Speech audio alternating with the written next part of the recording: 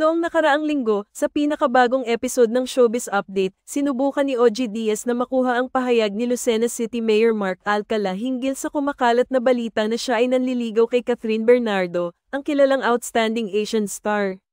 Ang isyong ito ay agad na pumukaw sa interes ng marami, kaya't naging mahalaga para kay OG na malaman ang katotohanan mula sa mismong mayor.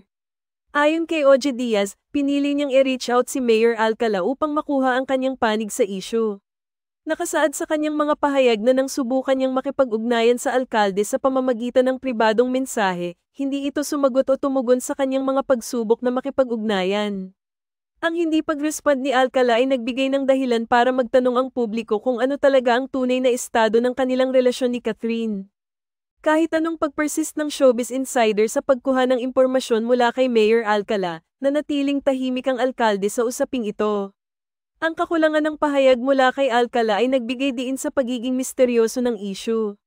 Ang hindi pagbigay ng impormasyon ay nagbukas ng iba't ibang haka-haka at spekulasyon mula sa mga taga-subaybay at tagapagsuri ng showbiz news. Sa paglipas ng mga araw, hindi pa rin nagbigay ng kahit anong opisyal na pahayag si Mayor Alcala. Ang kanyang tahimik na pag-uugali ay nagpalala sa mga tanong ng publiko at nagbigay diin sa kawalang katiyakan ng usapin. Ang mga tagahanga ni Catherine Bernardo at ang mga interesadong partido ay patuloy na nag-aabang ng anumang uri ng kumpirmasyon o clarification na magmumula kay Alcala. Ang hindi pagtugon ni Mayor Alcala ay nagpapakita ng isang aspeto ng public relations na madalas na kinakaharap ng mga sikat na tao at mga politiko. Sa isang mundo na pinapalibutan ng social media at mabilis na pagkalat ng balita, ang kakulangan ng komunikasyon mula sa isang prominenteng tao ay kadalasang nagiging sanhi ng pag-aalala at mas maraming tanong. Ang ganitong mga sitwasyon ay madalas na nagiging sanhi ng pagkakaroon ng hindi pagkakaintindihan at hindi pagkakaalam sa tunay na kalagayan ng mga isyu. Sa huli, ang kahalagahan ng pagkakaroon ng malinaw na komunikasyon sa mga isyong tulad nito ay hindi may kakaila.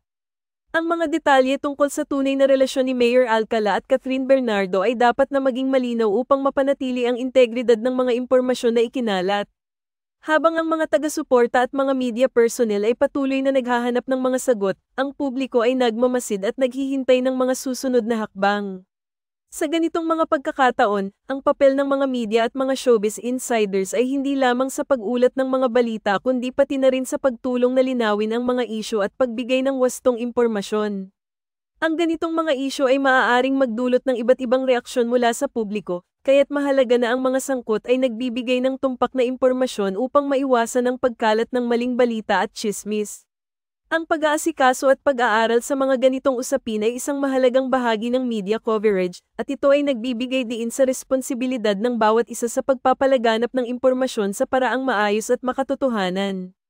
Ang mga ganitong kaganapan ay isang paalala na ang katotohanan ay dapat na laging binibigyang pansin at pinangangalagaan sa bawat aspeto ng pag-uulat. Ano ang sa inyo sa balitang ito?